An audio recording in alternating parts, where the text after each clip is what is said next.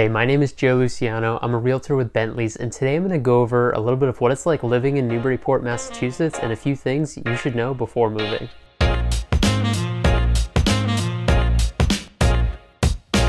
Before we get started, if you wouldn't mind leaving a like down below and consider subscribing, it really helps improve my reach with this channel.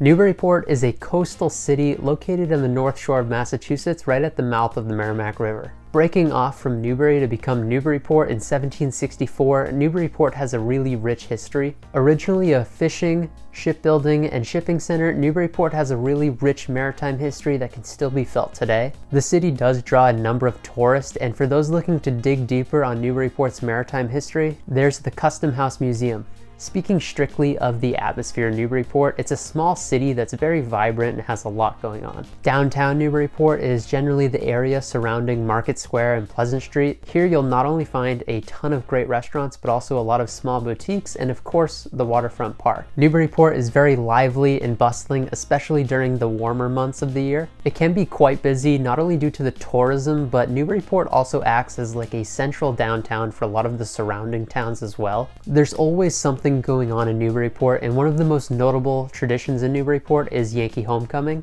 This is a 9-day festival that first started in 1958 and is held annually, which Newburyport proudly continues to this day. During Yankee Homecoming, there's live music and plenty of events going on downtown for both residents and visitors alike to enjoy. Starting off with the cost of homes in Newburyport. It's not cheap. It's probably the best way to put it bluntly. Currently, in mid-May, there's been 26 single-family homes that have sold with a median sale price of $792,500. The average was a little bit over $1 million. There's also been 30 condos that have sold so far this year with a median sale price of $586,250. The average was a bit higher at $643,300. The tricky thing with Newburyport and understanding the numbers behind its real estate market is there's a huge variety in home types and locations just within Newburyport. You have small ranches on the north end, grand mansions along High Street, new construction, custom-built high-end homes, or homes right on the water. So prices can easily get up into the neighborhood of a few $1,000,000, which is why it makes much more sense for us to look at the median sale price versus that average. If we were to look at a somewhat typical size home, let's say a 3-bedroom, 2-bath, here's how the numbers for that would break down. Following that criteria, the single family median was $750,000 in the past 12 months. The average was $837,000. The range here was $468,000 to $2.95 million. There you can see already that $3 million outlier. Now looking at condos that meet that criteria of 3 beds, 2 baths, the median was similar to the single families at $745,000, with the average slightly lower at $698,000. The range in prices for these 3-bed, 2-bath condos was a little bit tighter than that of single families at $540,000 on the low end to $842,000 on the high end.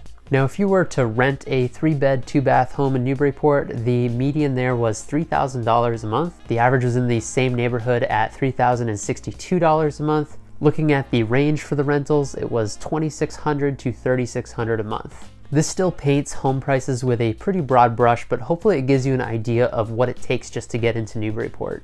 Now, within the same tune of talking about what it takes to get into Newburyport, I should also note that it's extremely competitive to purchase a property or rent a property in Newburyport right now.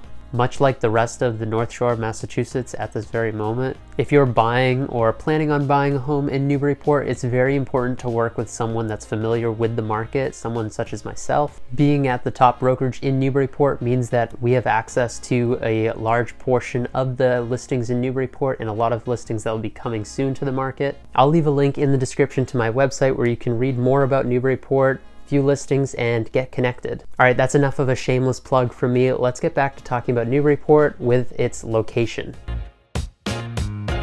We already mentioned that Newburyport is on the North Shore of Massachusetts, right at the mouth of the Merrimack River.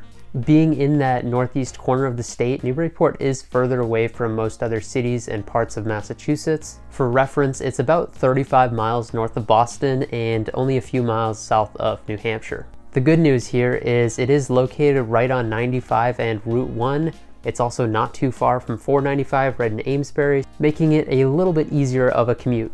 The drive into Boston, of course dependent on traffic, is roughly about an hour. Newburyport does also have a commuter rail line, which makes it much more convenient for those that are looking to take the train. Newburyport itself is fairly walkable, especially downtown, and Newburyport does have a lot of what you'll need right in town, so that does make it more convenient in that sense. Right over the bridge, you'll find the deck in Salisbury, and then also a little bit further, you'll get to Salisbury Beach. The neighboring towns also include Amesbury, West Newbury, and Newbury. Amesbury really has a lot going on and it's come into its own. Check out my video on Amesbury that I made a few months ago if you're interested in just Amesbury.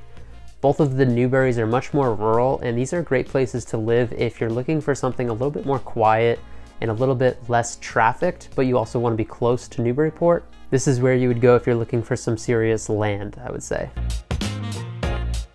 There are a few distinct parts of Newburyport. I'm going to keep it kind of broad, but you have the North End, which is pretty much everything across from downtown over Route 1. This is where you'll find the high school, Cashman Park, the yacht club, and it also goes all the way up to Atkinson Common or Maudsley State Park.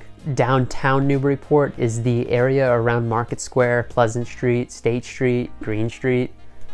This is where you'll find a lot of the shops, the restaurants, stores. This is also where you'll see the most traffic, both foot traffic, driving, bikes. This is where all the activity will be going on. And this is also where you'll find the waterfront park. The South End and Joppa are both further past the Tannery. They're once you go closer towards Newbury. Here you'll find some of the most desirable neighborhoods in Newburyport, along with Joppa Park right on Water Street. Finally, there's Plum Island, which you will have to drive through Newbury to get to, but there is that small slice of Plum Island which is technically part of Newburyport, so I'm going to include it here.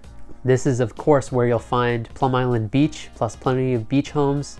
Plum Island really has a vibe of its own, I would say. God, that sounded really young of me to say, but yes, it has a vibe. It has its own atmosphere, especially during the summer months. But Plum Island is comprised of Newburyport, Newbury, Rowley, and Ipswich if you were to go all the way down to Sandy Point. All right, that's all I've got for today. If you're thinking about buying or selling a home in Newburyport or nearby, reach out, I'd love to help. Thanks so much for watching to the end of the video. Subscribe to the channel if you want to see more content like this, breaking down different towns and the real estate markets within Massachusetts. Be sure to head over to my website, joes.homes, to start searching for your next home.